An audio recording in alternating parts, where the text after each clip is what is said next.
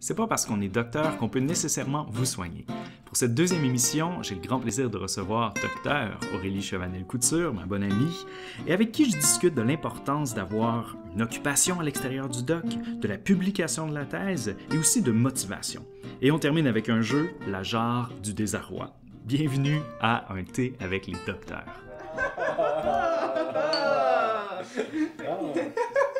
Oui. C'est naturel tout ça. Bonjour Aurélie. Bonjour Maxime. Merci d'avoir accepté mon invitation. Ça me fait plaisir. Aurélie, donc, tu es docteur. Et oui, Tu es docteur je comme suis moi. docteur comme Nous toi. sommes docteurs. On Nous reçoit sommes notre docteurs. poignée de main La secrète. poignée de main secrète. Oui, mais c'est pas pareil en cinéma puis en littérature. Ah, c'est vrai? Non, c'est Ça marcherait non, pas. ça marcherait pas. Ok, de toute façon, si on l'a fait, ce ne sera plus un secret. Ça, Non, je exactement, pense. non plus. Voilà. Oui. Aurélie, donc, tu as fait ton doctorat à l'Université McGill. Oui. Une université anglophone. Oui, Mais mais en études françaises, en littérature française, ouais, comment... ouais. Ben, en fait, à McGill, il y a un des très rares départements francophones qui est le département de langue et littérature française. Et où tout se fait en français, même pour les anglophones, en fait. Ok. Donc, c'est vraiment un petit peu le contraire. Mais là, je suis peut-être en train de te dire n'importe quoi, puis on peut peut-être faire sa thèse en anglais, mais non, je pense pas. Pour Ok, vrai, là, ok. ce serait à vérifier, mais je ne crois pas. Donc, finalement, c'est ça. Tout se fait en français, séminaires, travaux et thèses. Et Donc, voilà. Pourquoi McGill, à la base? Pourquoi McGill? Ben, en fait, c'est pas nécessairement l'université, tant que le directeur qui m'a mené à McGill. Puis c'est quand même comment dire, un hasard, le destin. Le destin, on peut en parler. On pourra parler des trois parcs qui filent la destinée. Mon Dieu. Mais oui, je commence déjà, écoute. Mais non, c'est ça, c'est que, en fait, en 2008-2009, ben, je venais de terminer ma maîtrise, 2009. Puis j'enseignais à temps plein au Cégep à Québec, au Collège Métis. Puis, ben c'est ça, je me suis dit, hey, pourquoi ne pas tenter l'expérience du doctorat? Parce que je n'étais pas certaine d'avoir une tâche l'année suivante, parce que pour plein d'autres raisons aussi, ça me tentait de changer d'air. Voilà. Fait que j'ai commencé à regarder un peu, tu sais, je savais que je voulais faire ma thèse en littérature du 17e siècle. Oui. Je venais de terminer une maîtrise, en fait, sur la tragédie Médée de Pierre Corneille. Puis, ben c'est ça, j'ai commencé à regarder un peu quels profs étaient au département d'études françaises des différentes universités de Montréal, qui enseignaient donc la littérature du 17e siècle. Puis, et ça a été vraiment, comme je dis, un hasard, une coïncidence, le destin, je ne sais trop. Mais la première personne à qui j'ai écrit, c'est celui qui est devenu mon directeur. Ah ouais. Ben oui. Puis j'ai dit, ben bonjour, je viens de terminer un mémoire sur la Médée de Corneille. Je me demandais si vous étiez dispo pour diriger des étudiants. Tu sais, je tâte le terrain et tout. Et il me répond dans l'heure en me disant, Aurélie, mais là je savais pas qu'il parlait comme ça. Non, mais tu l'imites bien quand même. Bonjour Aurélie. Bon, pardon. Je travaille justement sur Médée et la sorcellerie. Je crois que je pourrais bien vous diriger. Heureux hasard. Et là, je fais comme, ben voyons donc, c'est quoi les chances? Fait que, étant un peu ésotérique, j'ai dit, mais c'est un signe! Fait que, voilà, c'est pour ça que je suis à McGill. Tout ce long développement pour expliquer ma présence à Poudlard. Ben oui, en plus, je pense que c'est le Poudlard de Montréal. Le Poudlard de Montréal, voilà. Tu as mentionné tout à l'heure le mot-clé de ta thèse. Je pense que c'est un personnage, pour en avoir discuté quand même beaucoup avec toi aussi, je pense qu'on sent beaucoup de ta passion pour ce personnage-là, qui est essayé de réhabiliter peut-être un petit peu dans l'histoire d'une certaine manière la figure de Médée, qu'on voit souvent comme cette espèce de sorcière qui, bon, a tué ses enfants, elle est épouvantable, mais tu t'es intéressé à cette figure-là qui est hyper complexe et assez fascinante. Peux-tu, je pense que tu vas l'expliquer beaucoup mieux que moi, là, mais... Ouais, ben en fait, c'est comme je t'ai mentionné, j'ai fait ma maîtrise sur la pièce La tragédie Médée de Pierre Corneille. Oui. Parce que c'est ça, Pierre Corneille a écrit une Médée, puis c'est pas quelque chose nécessairement qu'on sait tout de suite, tu sais, on pense à Pierre Corneille, on pense le Cid. Ben oui. Rodrigue as-tu du cœur et tout le tintouin. Puis d'ailleurs, à la base, j'étais même pas censée faire mon mémoire de maîtrise sur Médée. Je voulais travailler sur Corneille parce que justement, ce que je connaissais de lui, c'était le Cid. Je trouvais ça épique, j'aime les choses épiques. Fait que ah ouais, je vais travailler là-dessus. Mais j'ai commencé, tu sais, justement à feuilleter l'œuvre complète de Corneille comme ça, n'est-ce pas? Puis je me suis dit, ben tu sais, si je travaille sur lui, il faut que je connaisse aussi quand même ses autres œuvres. Puis, c'est ça, j'ai vu cette pièce-là, Médée. J'ai dit, Corneille écrit une Médée, voyons, je savais pas.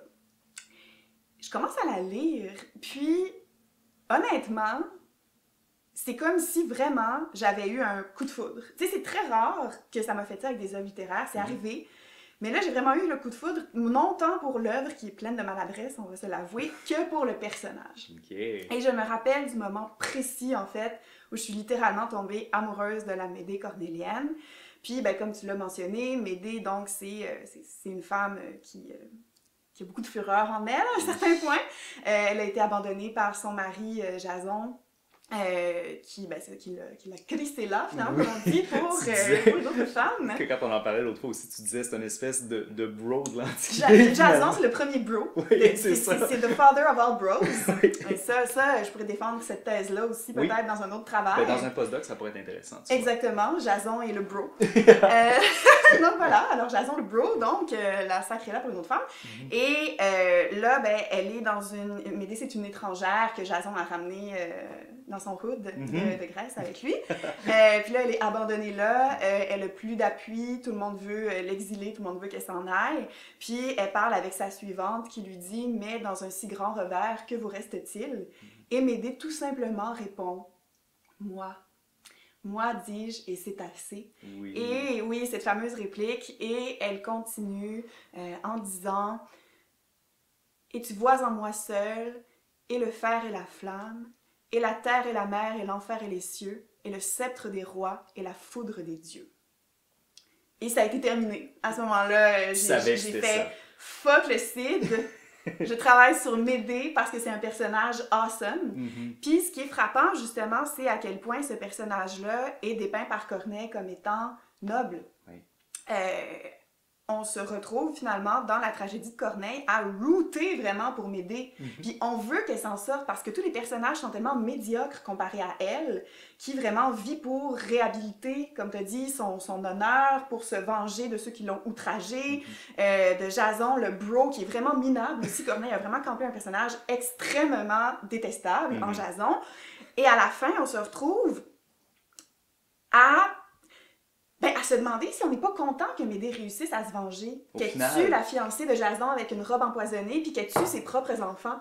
Puis on la regarde s'en aller, triomphante, sur un char tiré par des dragons dans la nuit, puis on fait « Mais est-ce que je viens d'être content que cette femme ait commis le pire crime au monde, ou un des pires crimes au monde, l'infanticide? » Donc, c'est quand même ce contraste-là, en fait, très, très troublant, qui se trouve chez Médée. Puis, ce dont je me suis rendu compte, en fait, avec l'aide de mon directeur, bien sûr, je pense que je vais mentionner beaucoup mon directeur dans cet entretien-là parce qu'il est quand même significatif dans cette histoire-là. Mais c'est ça, c'est que Médée apparaissait aussi à des moments qui étaient extrêmement charnières dans l'histoire du théâtre français classique. Puis c'était presque à chaque fois que le théâtre français, en fait, changeait. Sans entrer dans les détails, mais chaque fois qu'il y avait des modifications culturelles, sociales qui avaient un impact sur la poétique. Une certaine période de transition, finalement, qui amenait. Okay. Exactement. Médée réapparaissait sur les scènes, toujours. Puis je me suis demandé, mais pourquoi cette figure extrêmement troublante, qui est une figure du mal, qui est une figure du crime, qui est une figure de la fureur féminine, revient-elle toujours? C'est quoi son lien avec le théâtre?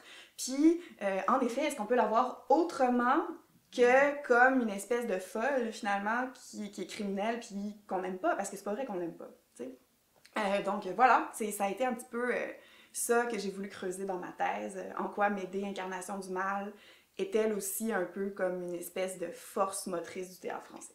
Très bien expliqué. Voilà. Merci. Mais de rien. Fascinant. Écoute. Bon, tu me parles de mon sujet, du fait que je suis extrêmement passionnée par Médée. J'ai fait une réponse vraiment longue aussi pour te répondre à toi. Mais je me demandais, en fait, toi, est-ce que tu as eu une relation semblable à ton sujet de thèse? Parce que je sais que tu as fait ta maîtrise aussi sur ce sujet-là, qui est le film choral. Est-ce que... qu'est-ce qui t'a poussé, en fait, à continuer de travailler là-dessus? On a eu... C'est drôle parce que tous les deux, on était à l'Université Laval aussi à la base, puis on avait travaillé sur un sujet très semblable. Puis souvent, moi, c'était vraiment... Tu sais, quand tu abordes la maîtrise au départ, l'idée, c'est vraiment juste de dire... c'est quand même une étape très importante, mais tu montres que tu es capable de faire un travail intellectuel de longue haleine. Tu sais, vraiment de débroussailler un sujet. Puis moi, il n'y avait pas beaucoup de littérature sur ce qu'est le film choral, en fait. Tout le monde sait un peu c'est quoi, sans vraiment savoir c'est quoi. Fait que mon idée, c'était vraiment juste de trouver les caractéristiques. Puis je m'appuyais beaucoup plus sur la littérature, en le comparant au recueil de nouvelles, par exemple, en essayant de voir un peu cette dualité, cette espèce de de mix entre le tout et les parties, finalement, entre l'homogène, l'hétérogène, en tout cas, ce qui caractérise beaucoup ce qu'est le film choral, une espèce de paradoxe, finalement. Et quand j'avais terminé, c'est comme, bon, c'est fait. Mais tous les évaluateurs disaient, vous devriez continuer à la thèse, parce qu'il y a d'autres choses à couvrir, d'autres choses à creuser. Puis dans la tête, c'est comme, non, non, c'est fini, je vais faire d'autres choses.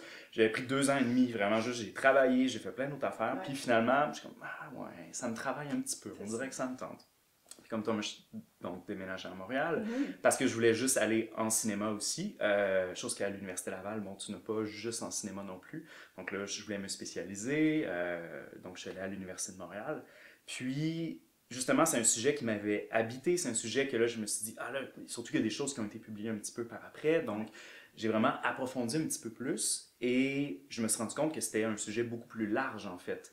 Ce qui fait que ma thèse est devenue non pas seulement le film choral, mais le phénomène choral. Comment est-ce qu'il y a une période charnière, donc début des années 90, autant du point de vue de la télévision, autant du point de vue des fictions hypertextuelles qui étaient comme vues comme l'avenir de la littérature à l'époque, avec l'arrivée d'Internet, etc., comment est-ce que de plus en plus, il y a une espèce de contexte socio-technique qui fait en sorte que ces œuvres-là semblent être de plus en plus populaires. Elles existent depuis longtemps sous différentes formes, mais là, il se passe quelque chose. Et pourquoi? C'est un peu ça la question que je me suis posée. Qu'est-ce qui fait qu'on a cette fascination? Qu'est-ce qui fait qu'il y a un nombre de plus en plus croissant? Est-ce que ces œuvres-là expliquent la situation dans laquelle on se trouve? Est-ce qu'on a une plus grande facilité à suivre des récits multiples finalement? Donc, je me posais un petit peu ces questions-là et bien d'autres aussi pour essayer d'étudier donc un phénomène qui était assez large et donc quand même difficile à circonscrire, mais la façon dont j'ai abordé ça était vraiment avec une pensée en réseau. Finalement, je me suis dit, c'est tellement typique de notre époque, je trouvais. Et c'est ça, plus je lisais, plus j'apprenais là-dessus, plus je me disais, oui, cet objet-là que j'ai étudié est un symptôme de quelque chose de beaucoup plus grand. Puis, est-ce que justement, tu as été, à la fin de ta thèse, peut-être que je fais un saut dans le temps, mais juste par curiosité, est-ce que tu étais tannée de ton sujet ou tu avais quand même encore le sentiment que ça t'habitait puis que tu avais des choses à dire là-dessus? Est-ce que... C'est une... Wow, la question. Je veux dire, c'est sûr qu'on a tous des parcours qui peuvent être un peu sinueux, puis à la fin, j'avais encore des choses à dire, j'avais encore un intérêt, mais il était temps que je finisse. Il était vraiment temps que je finisse à la fin, pour être tout à fait honnête, là. Parce que forcément, tu as d'autres choses qui arrivent, puis il y a plein de moments où tu es comme, OK, concrètement, qu'est-ce que ça va me donner et tout. Puis à la fin, des fois, je me disais, bon, des fois, c'est aussi simple qu'il m'en reste moins à faire que j'en ai fait. Donc, j'avais quand même ce désir de terminer, j'avais cette volonté de montrer quelque chose, puis de prouver quelque chose aussi d'une certaine manière, mais à la fin, il était quand même temps que ça finisse. Puis j'aime encore mon sujet beaucoup, mais ça fait du bien de prendre un break. Puis je sais pas comment... Ben toi, par exemple, juste à la fin, non seulement tu travaillais, juste dans ta... C'était complètement fou, on se voyait pas, là. Non. Tu travaillais... Je me voyais pas non plus, je pense. C'est ça, t'étais l'ombre de toi-même. Mais tu travaillais déjà à temps plein, et le soir, je veux dire, tu rédigeais, là, c'était comme un horaire de travail fou, là. Comment t'as abordé ça, justement? Ben, je pense que je l'ai pas abordé, en fait, je l'ai juste comme... J'ai survécu. Mais c'est que, tu sais... Au début de ma thèse, bon, j'ai eu la chance de recevoir une bourse, puis pendant 3 ans, tu sais, j'ai eu mon financement et tout. Mais je pense que j'ai jamais été sereine avec le fait de ne faire que ça. Tu sais, il y a certaines personnes à qui ça convient, par exemple mon copain, qui est super bien, tu sais, à avoir une routine seule de rédaction à la maison.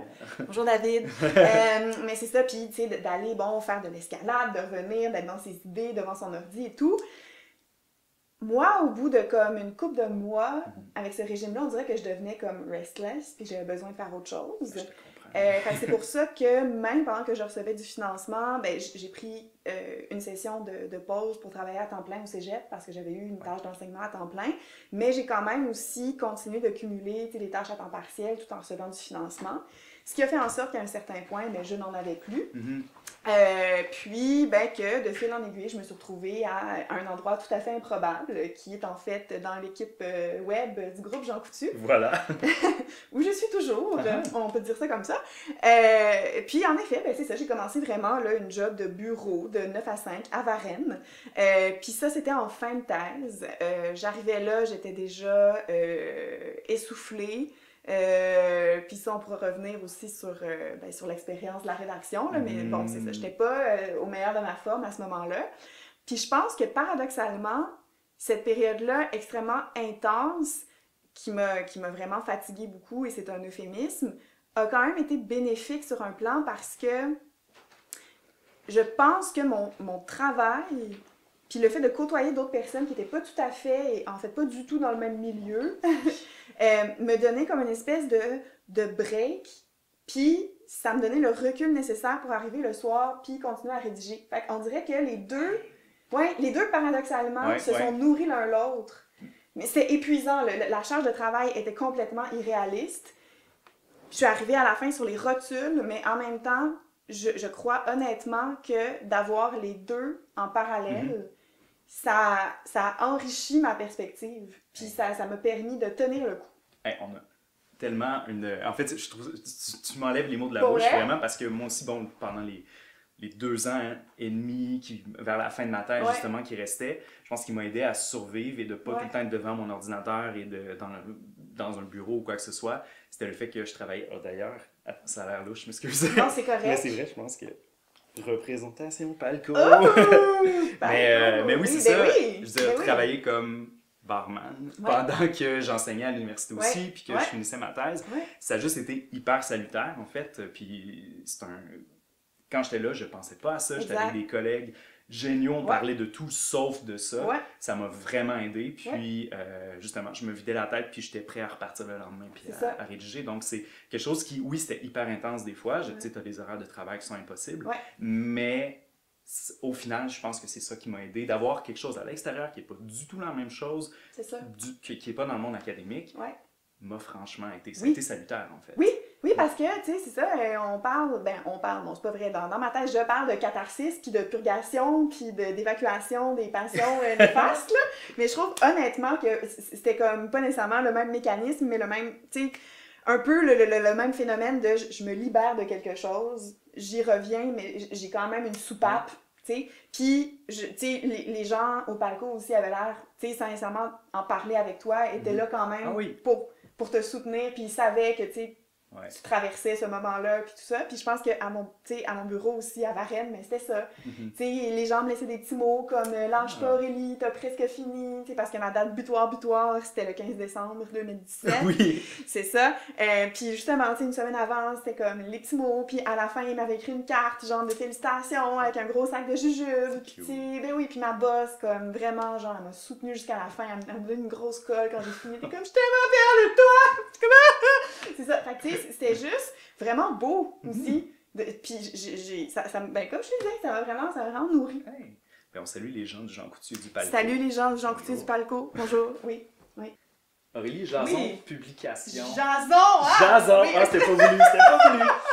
On va discuter donc de publication. Oui.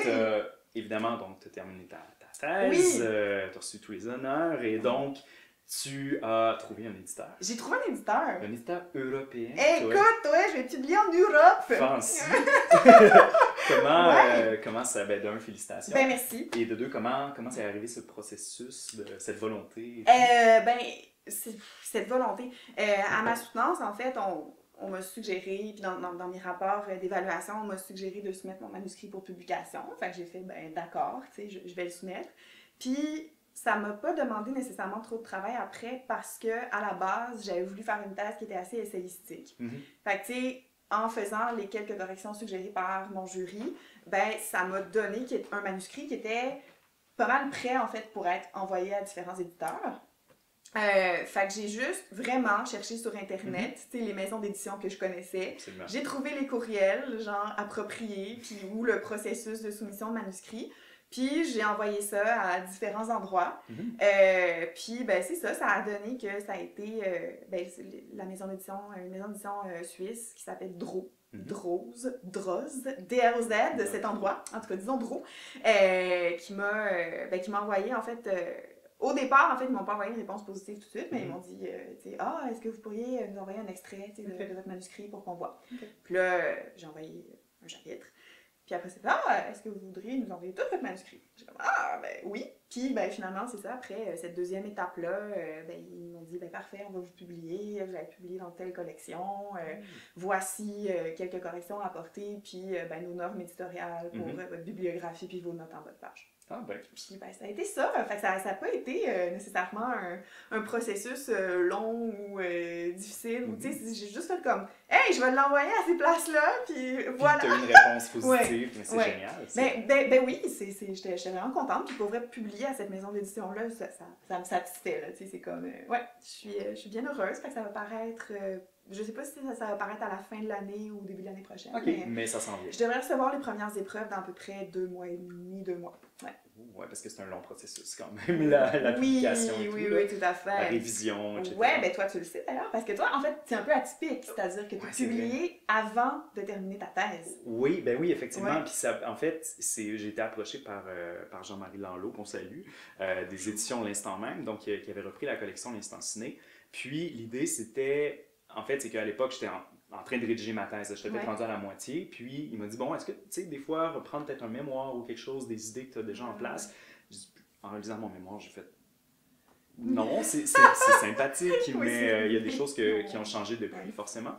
Et je voulais pas non plus publier ma thèse, tu sais, mais j'avais quand même assez d'idées, assez de bases, assez de recherches pour être capable de dire, je peux faire une espèce d'hybride finalement. Donc il y a des idées effectivement du mémoire que j'ai repris, d'autres idées de la thèse, mais ce n'est pas ma thèse qui est publiée parce que c'est ça, effectivement, c'est un peu atypique de publier un livre, un essai, donc qui s'appelle comment j'ai oublié de dire? Le film choral Panorama d'un genre impur, donc aux éditions L'Instant même.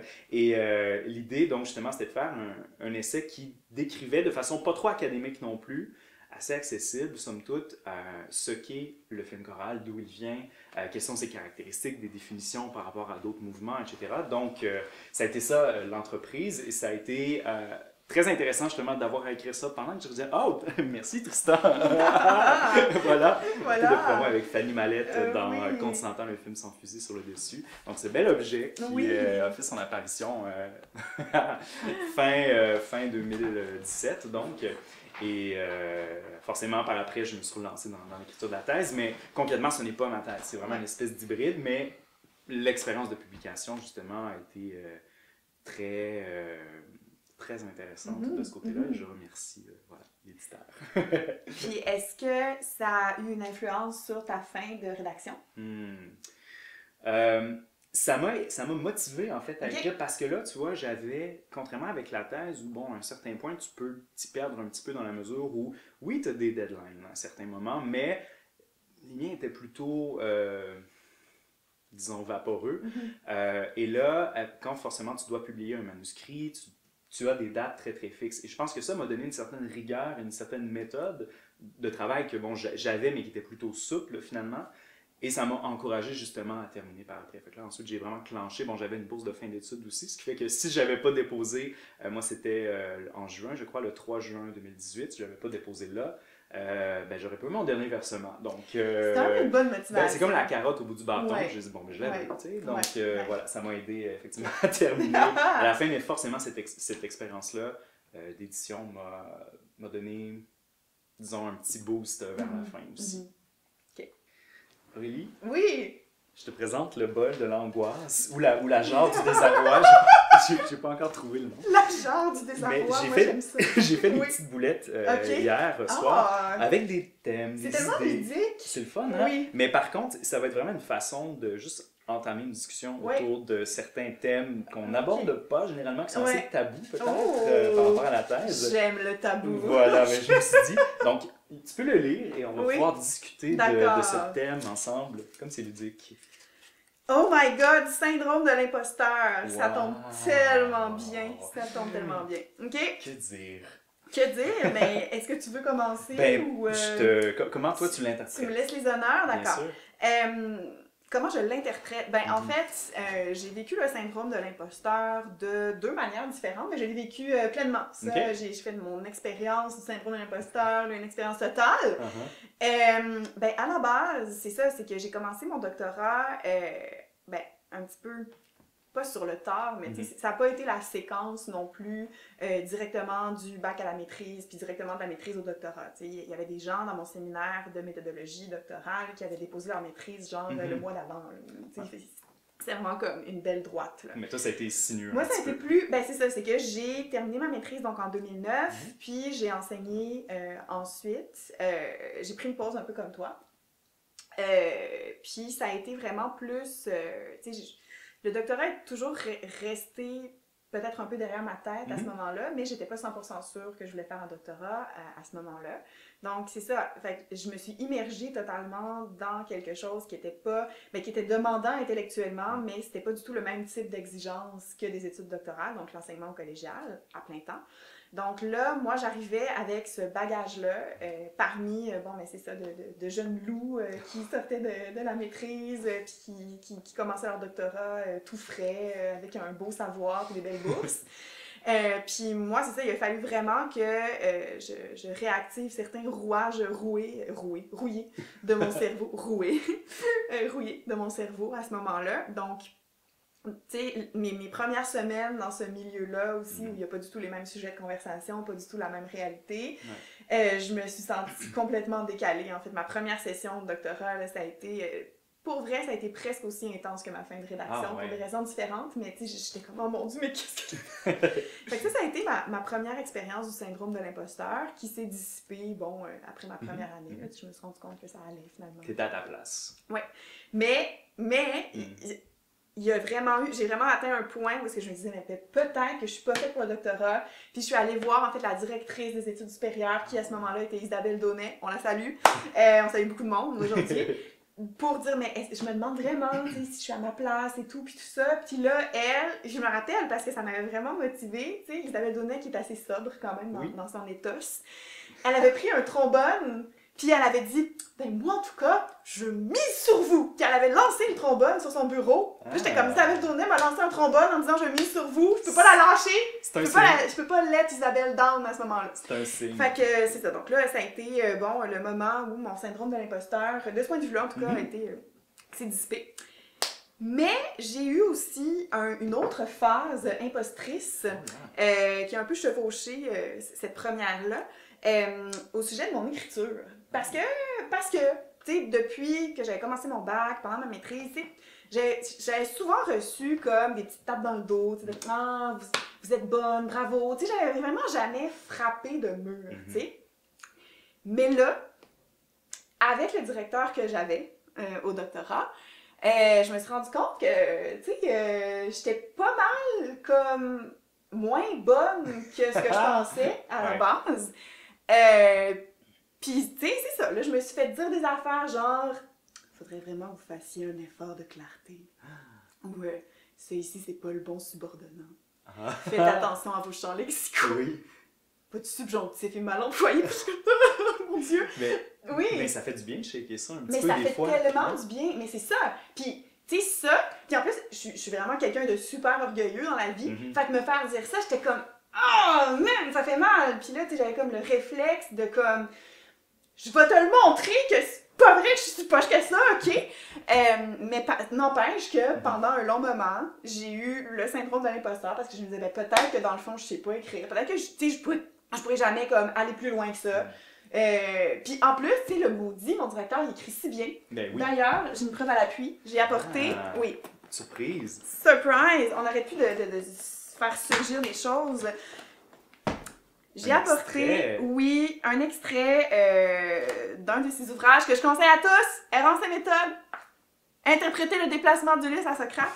Il nous avait fait lire ça dans un de ses séminaires. Puis là, j'ai vraiment compris, genre, dans la vie, c'était quoi bien écrire. Veux-tu nous faire bien sûr, je vous fais l'honneur. On écoute. Je vous fais l'honneur. Aussi longtemps qu'a duré l'errance d'Ulysse, Athéna neutralisait par son amour la haine de Poséidon. Tandis que le héros est ballotté par les vagues, l'intelligence tranquille d'une déesse annule la rage de l'ébranleur. Non seulement elle empêche qu'Ulysse ne se perde définitivement, mais elle travaille plus généralement à protéger sa famille et la cité. C'est elle qui demande à Télémaque de réunir l'assemblée. Elle renforce la cohésion du monde. Mais l'ébranleur n'a pas besoin de briser pour bouleverser. Il lui suffit, par l'incessant balancement, de modifier les formes. Il reste le maître incontesté des métamorphoses. Le lien entre l'errance et la mer, en tant qu'inépuisable matrice, est partout évident, singulièrement dans le passage concernant Protée, le vassal de Poséidon. Wow. C'est de la poésie! C'est un essai. J'ai jamais été émue avant de lire un essai universitaire, mais là, ça a été une grande émotion. Et je me suis dit, je vais écrire ma version d'Errance et méthode ou rien. Puis ça a été... Ouais. Mais je me suis dit, je suis capable de faire ça. Je vais me prouver que je suis capable de faire ça. Je vais lui prouver à lui que je suis capable de faire ça. Puis... je pense qu'à force de travailler, je suis arrivée à un résultat pas pire. Mais pendant les premières années, ça a été un syndrome de l'imposteur comme puissance 1 milliard. Tu sais, je me suis dit non, peut-être que non, finalement, je me faisais des illusions, je serais capable de faire ça. Mais finalement, oui, mais c'est ça. Et toi, Max? Mon Dieu, ben c'était magnifique. Ah, en fait, écoute. Oui.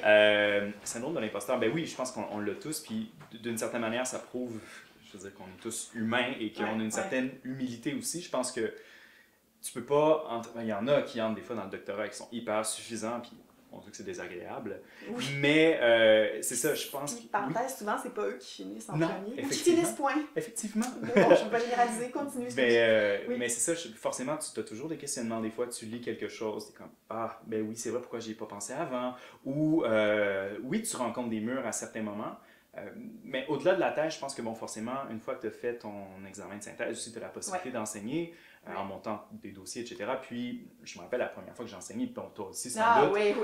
On se retrouve devant un auditorium, bon, j'avais comme 80 étudiants la première fois, puis c'est comme, OK, j'ai monté mon cours, mais là, qui suis-je, moi, pour vous apprendre des choses, à vous, étudiants de cinéma? Donc, il y a quelque chose, en fait, que tu avais dit. Je me rappelle quand tu enseignais au cégep, tu avais dit quelque chose à tes étudiants, j'avais trouvé super beau, puis j'avais repris, de dire que je suis pas là pour, moi, vous transmettre des savoirs, des choses comme ça. Donc oui, je vais peut-être vous apprendre des choses, on a des savoirs qui sont différents, mais qui se complètent. Donc vous aussi, vous avez des choses à m'apprendre aussi. Donc il y avait quelque chose de beau puis de humble là-dedans, je trouve aussi. En tout cas, je le paraphrase, mais... Oui, tout à fait, la notion qu'on ne sait pas les mêmes choses dans ce point-là. Exact. Je pense que ça m'avait comme aidé un peu à mieux aborder le tout. Puis forcément, bon, avec le temps, tu viens qu'à trouver ta vitesse de croisière, puis ça va, mais on l'a toujours à plein de moments, forcément, quand on commence, je dis très souvent forcément, c'est un type de langage, je pense, mais donc on a à certains moments, justement, des moments de remise en question qui peuvent arriver à l'écriture, qui peuvent arriver à plein de moments, mais disons que ça peut être une bonne chose parce que forcément, si tu n'en avais pas, tu ferais juste partir. Puis, puis tu n'aurais jamais de doute. Puis, tu sais, il ne faut pas laisser le doute te freiner non plus. Ça, c'est une autre affaire. Mais en même temps, non plus, tu sais, je pense que quelqu'un qui n'a pas de doute, il y a moins de jeu pour aller plus loin. Exact. Très bien dit. On cheers à ça. Merci beaucoup, Aurélie, d'avoir accepté.